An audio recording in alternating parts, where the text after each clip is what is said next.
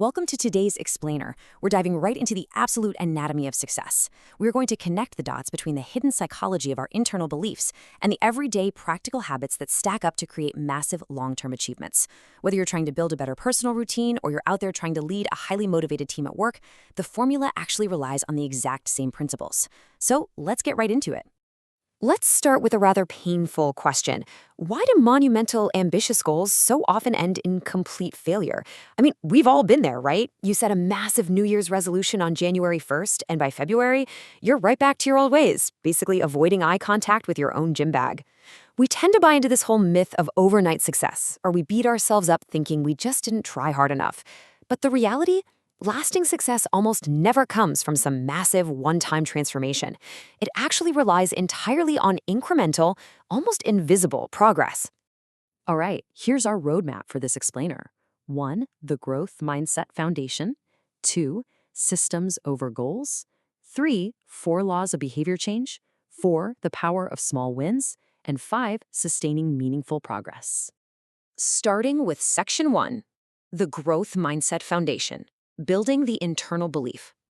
Look, before we can even talk about the actions you take every day, we really got to look at how you view yourself. Genuine behavior change always starts from within. So, to get us on the same page, let's define what a mindset actually is. Based on Carol Dweck's psychological framework, a mindset is essentially a state formed from convinced beliefs about your own basic abilities, your intelligence, and your talents. It is literally the lens through which you view your own potential. And it turns out we generally fall into one of two camps. On one side, we have the fixed mindset. If you have this, you basically believe your abilities are just fixed characteristics. You've got a certain amount of intelligence and, well, that's it. So your goal becomes looking smart all the time and trying to never look dumb. If you fail a test, you just think, I'm not smart enough, and you give up. But on the flip side is the growth mindset. Here, you understand that your talents and abilities can actually be developed through effort and hard work.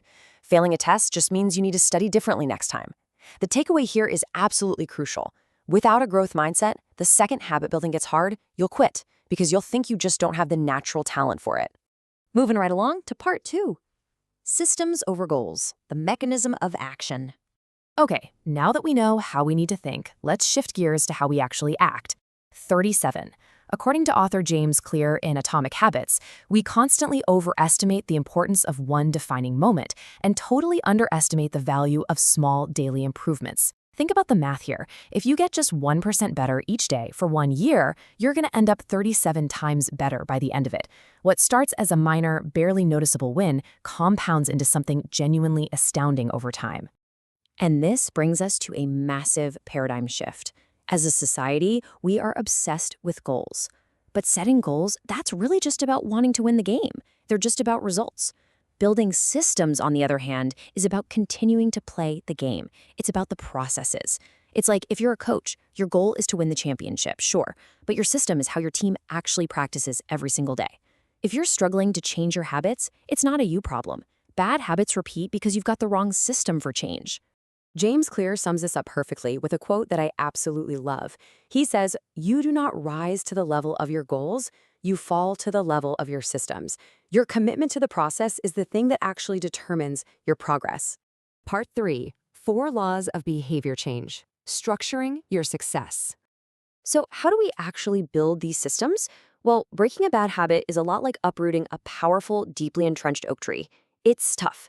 But building a good one, that's like cultivating a delicate flower one day at a time. It takes immense patience and a really deliberate step-by-step approach. This brilliantly illustrates the 4 simple steps of any habit loop. You've got a cue, which triggers a craving. That craving motivates a response, which finally gives you a reward. Let's look at a real-world example. Your phone buzzes on the table. That's the cue. You want to know who messaged you. There's the craving. You grab your phone and read it, the response, and finding out the news is the reward.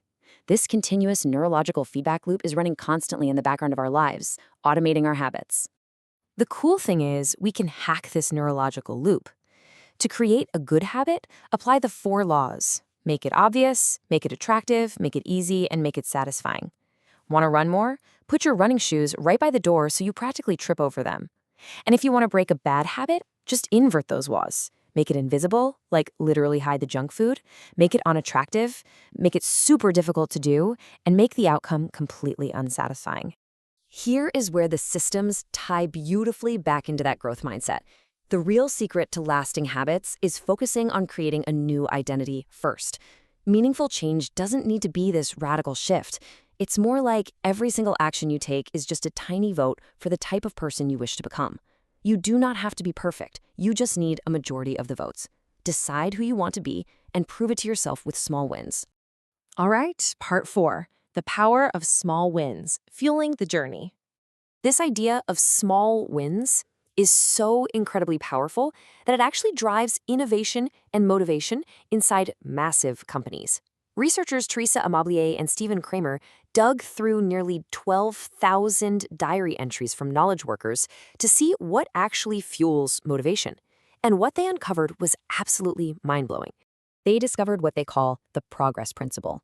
Out of everything that can boost your mood or motivation at work, the absolute most important factor is making consistent progress in meaningful work. Forget the giant bonuses or the fancy office perks. Just ordinary, incremental progress. A simple, small win can completely change how we feel and perform on a random Tuesday. The data on this is just wild. When they looked at the diaries, steps forward occurred on 76% of people's best mood days. But on their worst mood days, setbacks completely dominated, occurring 67% of the time. Our daily drive isn't ruled by massive changes. It is literally dictated by this daily rhythm of tiny steps forward or backwards. The researchers also pinpointed what inflates or deflates our workday. On good days, we see catalysts and nourishers. These are things that directly support the work and show respect for the person. Conversely, bad days are packed with inhibitors and toxins that actively hinder the work or undermine people, like totally useless red tape. These daily interactions create a huge feedback loop of either momentum or total stagnation. And finally, part 5, sustaining meaningful progress, the manager's role. Let's connect all this to how managers can actually build environments of progress. So we know progress is the ultimate motivator, right? Well, researchers surveyed managers worldwide and asked them to rank employee motivators. Prepare to be shocked. 95% of managers completely failed to rank progress as number 1. Literally, only 5% got it right. Most thought recognition was the top motivator. But honestly, without actual progress, there's nothing to even recognize. Supporting progress really is the secret to managing people effectively. But a quick heads up, because it is remarkably easy to accidentally ruin this. The progress principle only works if the work actually means something to the person doing it. So managers have to fiercely protect that. The diaries showed how easily managers strip meaning from work by casually dismissing ideas, destroying ownership through sudden reassignments, or abruptly shifting priorities, which basically tells the team their hard work was for nothing. Let's put a human face on this with a diary entry from Richard, a lab tech whose manager finally started listening to the team's ideas. Richard wrote, "I felt that my opinions and information were important to the project and that we have made some progress." Simple, right? But feeling valued directly ties to a sense of meaningful progress. It completely transforms a person's performance.